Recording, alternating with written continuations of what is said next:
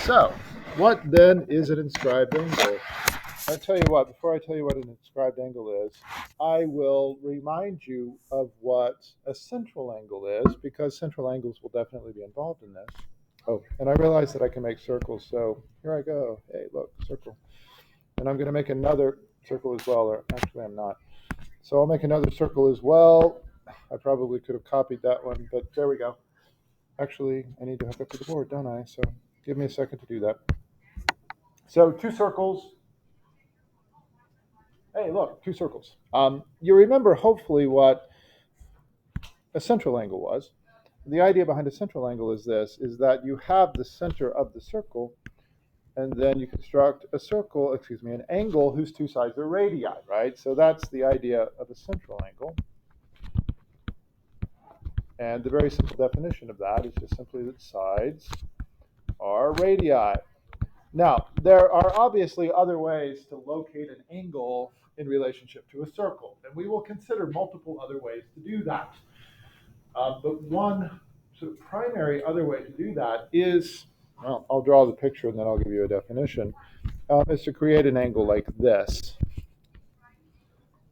And an angle like this is called an inscribed angle. Typically, when we say that something is inscribed, and we'll talk about like inscribed polygons later on, what we mean when we say something is inscribed is that the vertex is on the circle, but we also need to add to that. And I think the easiest way to define what an inscribed angle is this. Sides are, can you tell me? What kinds of objects are the sides here?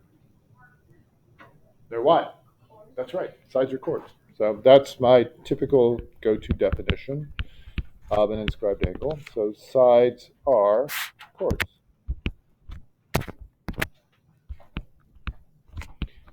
Now, what we will be curious about is this. I'll tell you what, I'll make a nice big circle here. What we'll be curious about is this. Very much like what we've said about central angles, where we talk about the relationship of the measure of a central angle to the measure of the arc that it cuts. Well, that's what we're also concerned with when we talk about inscribed angles. So what we'll want to do is this. Interesting. So, oops. Interesting. I don't know how I unselect an object there. That's good enough. So what we'll be concerned with is the relationship of the measure of the inscribed angle, which I will call, let's say, alpha, to the measure of the arc that it cuts, which I will call beta. And I put degrees by both of those to indicate that means to measure both of these at degrees. So that's the question. What is the relationship between them? Has anybody encountered the theorem? You might have, because I know that people often go and look at the theorem sheet as they work in the myriad to try to find theorems that are relevant. Has anybody encountered the relationship? Yeah, it's not equality, okay? That is, the inscribed angle does not equal the measure of the arc. All right, well, I'll tell you the theorem, and this is the inscribed angle theorem.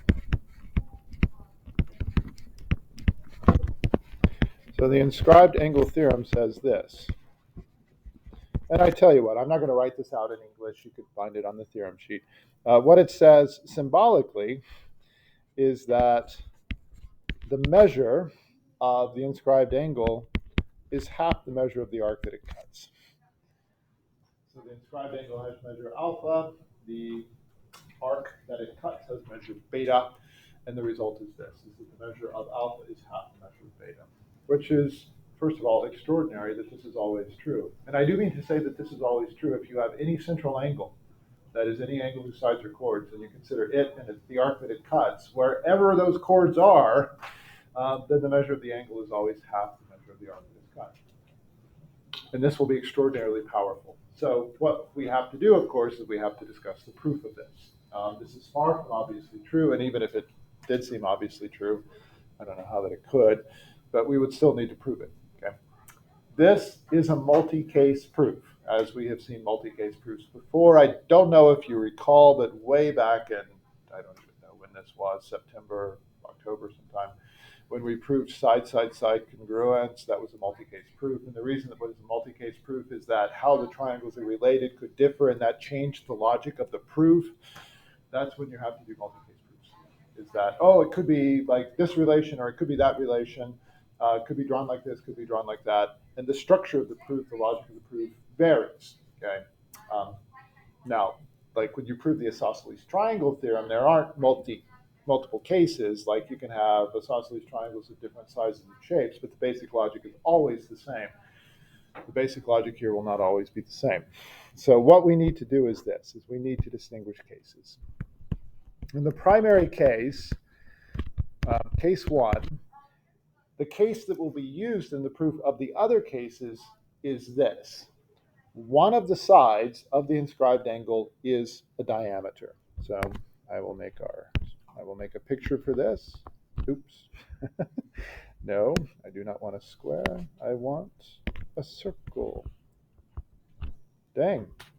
Why can't I make a circle? So didn't I choose a circle? There we go. So there we go. So that is a circle.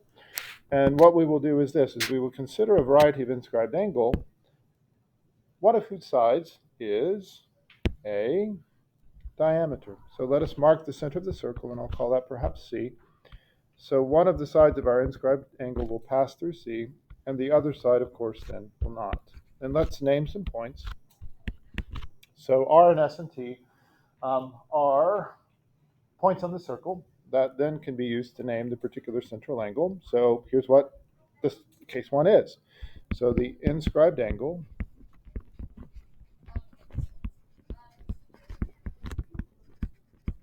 has a diameter for a side. Oh, side note, there is a PowerPoint, but I don't really need it. It's not particularly helpful, so I won't use it. Okay, so that is, in this case, in inscribed angle,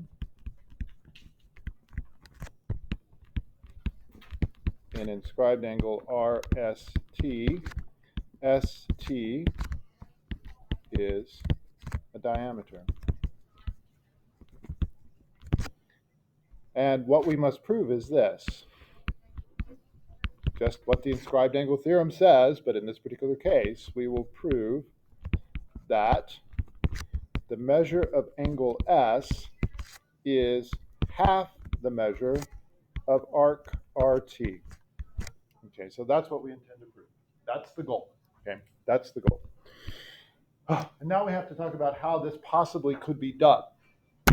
And the real question, I think, is how possibly we could even get a grip on arc measure. And at this moment in time, we only have one way to do that. Okay? And the one way that we have to get a fix on, a grip on arc measure is this. The measure of an arc is the same as the measure of the central angle that cuts that arc. That's it. That's all we said about arc measure. Just like by definition, as it were, arc measure is the same as central angle measure. So what do we need to do?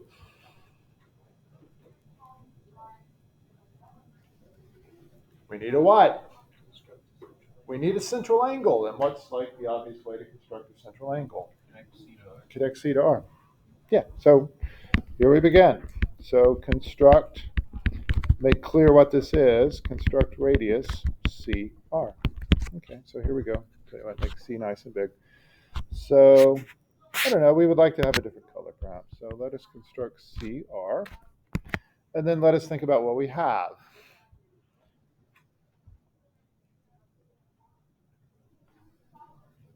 Do you see that we have a special kind of triangle?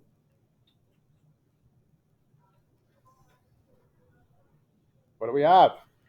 We have an isosceles triangle. That's exactly right. The only triangle that's present in the diagram is triangle RCS, and it has a pair of radii for sides so that it is an isosceles triangle. And I tell you what, with some labels, I'll try to simplify the work that you'll have to do here. Since it's an isosceles triangle, its base angles have to be equal to one another, so let's simply call them both alpha. Okay, let's call them alpha. And let's call the central angle that we created, let us call that beta. Okay, let us call that beta. All right, here's what we know. Beta is a central angle. So the measure of beta is the same as the measure of arc RT. That's our basic assumption about central angles in the arcs, that they cut. However, beta is also something else. Yes, it is a central angle because of its relationship to the circle, but it's something else because of its relationship to the triangle. What is it? Do you see? It's an exterior angle. That's exactly right. This is one of those where you have an object that like plays two roles. Okay, yes, it's a central angle, but it's also an exterior angle. And we had this theorem called the triangle exterior angle equality, which says the exterior angle is the sum of its two remotes. And the remotes for beta are alpha and then again alpha. So what follows, and you'll write this up, it's not hard to do, is that by the triangle exterior angle equality, beta is alpha plus alpha. That is, beta is double alpha. I mean, and that's just honestly a way to put the conclusion that we wish to draw is that beta is double alpha by the isosceles triangle theorem followed by the triangle exterior angle equality. And then beta is the same as the arc, right? Basic assumption here about arcs and central angles, which means that the arc is double the inscribed angle. That is, if you divide both sides by 2, the inscribed angle is half the arc. I mean, this just really is the conclusion here, and then you just manipulate it a little bit to get what you want. Okay? So, I mean, what really does the work here? The isosceles triangle theorem, followed by the triangle exterior angle equality. Those together is what does the work. Okay? So this is case 1, and you'll write it up. It's not too hard to get the details right. However, notice that we did make use of this special assumption that one of the sides passed through the center of the circle. When we did the construction CR, we went from the center to the point R, and that center then, the assumption that the center lies on one of the sides, we made use of that in the construction. So this is not a general purpose proof. So what we would have to do then is consider other cases. So there would need to be a case 2 and a case 3. And what makes the cases that they are is, like case 1, the relationship of, yeah, you can never do 2 in a row, the relationship of the center of the circle to the inscribed angle. Okay. So one of the possibilities is this. One of the possibilities is that the center of the circle actually lies in the interior of the inscribed angle. And the final possibility is that the center of the circle lies outside the inscribed angle. And then the question becomes, well, how do we handle these cases? How do we prove that in these two cases, the inscribed angle is half the arc that it cuts? Well, the basic idea is just this. Add a construction in each case. In each case, construct in a diameter. And then, I tell you what, we'll look at case 2 just a little bit. Do you see that you have two case 1 type angles? I'll call them alpha sub 1 and alpha sub 2. Those are case 1 type inscribed angles, right? Because they're inscribed, and each one has for a side a diameter. That means that alpha sub 1 is half of beta sub 1, and that means that alpha sub 2 is equal to beta sub 2. The sub just means subscript, if you've ever heard a mathematician say that.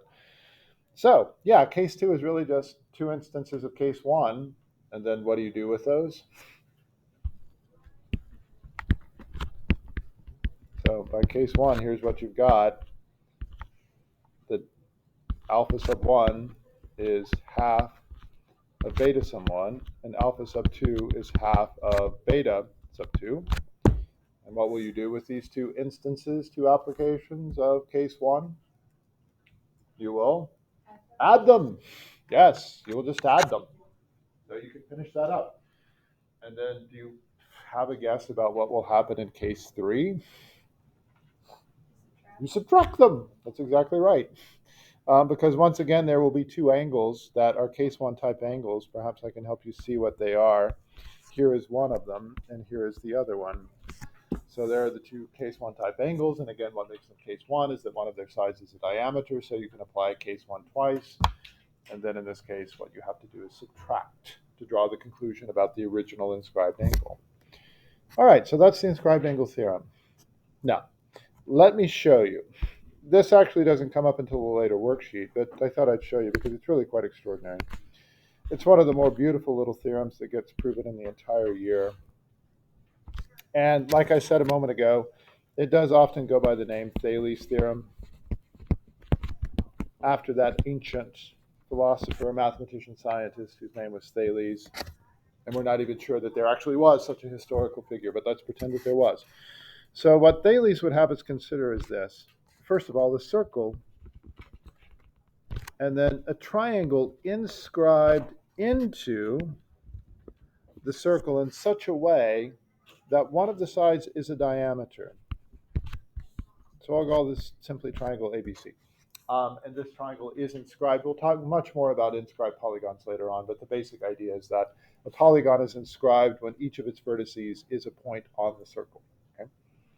So we have this inscribed triangle ABC, and one of its sides, namely AB, is a diameter. So that's what Thales' theorem is about. Inscribed triangles, one of whose sides is a diameter. What kind of triangle is this? Not necessarily. Could be. It's a right triangle. Okay, and it's really very beautiful when you see it. Why must it be a right triangle? Well, look at angle C. What kind of angle is that? It's inscribed. Its sides are chords. And what do we know about inscribed angles? It's half the arc that it cuts. Well, where's the arc that it cuts? Well, here's the arc that it cuts. This is supposed to be, oh, it's interesting. It's like a rainbow. There's a rainbow of color here. That's the arc that it cuts. That is the arc that is inside of that angle. And what's the measure of that arc? It's 180, right? Because that's the arc created by the endpoints of the diameter. So the total arc measure there is 180 degrees. And then the inscribed angle is half of that, which is 90, which is extraordinary. That means that if you ever inscribe or ever find an inscribed triangle, one of whose sides is a diameter, then that's a right triangle, which is an unexpected and I think beautiful connection between circles and right triangles. And the converse is also true, which we'll prove in a later section. The converse says, oh, let's say that you find a right triangle inscribed into a circle. Its hypotenuse is a diameter. Okay, its hypotenuse is a diameter, which is really very beautiful. And I wanted to show you one other something. The one other little bit that I wanted to show you was this. I wanted to go back to the myriad for a moment. And do you remember these? You do, of course, right? You remember the stars? I tell you what, can I make this bigger? Probably I can make this bigger. Oh well. A number of you did these, and they're a little tedious, because you found angles all over the place, and you worked your way out to the tip until you finally found an angle at the tip. But there's an easier way to do them. Okay. Now, for me to show you the easier way to do them, you have to. I think I can make this work. You have to agree that for each of these stars, each of these regular stars, there is a circle that passes through all the outer vertex points. Do you find this plausible? They're regular stars, after all. That is, everything that could be equal is actually equal. So what that means is this. Ooh, it's actually going to show up a little bit. This is the pen tool that's built into the app that I use to record the video. It kind of works. So there will be a circle that passes through all of the outer vertices, all of the points, I think I called them. And then the angles that you wish to find, like for instance, this angle right here, which I'll call alpha. What kind of angle is that? The sides are chords, right? I mean, where are the sides? Here are the sides. Here's one side, here's the other side, right? What kind of angle is that? It's inscribed. So it's half the measure of the arc that it cuts. Where's the arc that it cuts? Here's the arc that it cuts. What's the measure of that arc? That's easy. How many of them are there? 1, 2, 3, 4, 5, 6, 7. There are 7 of them. So each of them is 360 divided by 7, right? Because they're all equal, and the whole circle is 360. And then what does the inscribed angle theorem say? The inscribed angle theorem says that the inscribed angle is half of that. So it's 180 over 7. You can do it in your head, okay? You can do it in your head. And let's actually look at another one, because there's a certain, I expect now that everybody who hadn't done these are going to go and do them, because now they become super simple. There's one thing that you have to be careful about, and it wasn't until a couple of years ago that I even realized that this was true. There are different kinds of stars. Well, obviously, you can categorize based on the number of sides, like that interior polygon, or the number of points or something like that, which I think are always equal. But there's another way that one can distinguish kinds of stars as well. Okay, so let's consider this star. And the angle at one of its points, which again I will call alpha. And if you follow the sides out, well, once again, that is an inscribed angle. But notice this. Of the arcs that are created in the circle, once we draw the circle around the star, there are 2 of them in the interior this time, not just 1. Okay, well, let's see, how many do we have total? 1, 2, 3, 4, 5, 6, 7. There's 8 total, which means that any one of them is 45 degrees, which means that the portion that is contained inside of the angle is twice 45, which is 90 degrees. And then the inscribed angle is half of that, so the inscribed angle has to be 45 degrees. So sometimes you get only one of those equal arcs inside of the angle. Sometimes you get 2, you can get 3, you can get 4. It depends upon the particular case that's in front of you. But no matter, if you just pay attention to what's up, you just have to figure out how much of the circle is inside the angle, measured in degrees, and then just take half of that. It's extraordinarily simple, okay? It's extraordinarily simple. So all that work that people did, perfectly correct, but honestly, you don't have to do it. All right, so there will be some other remarkable results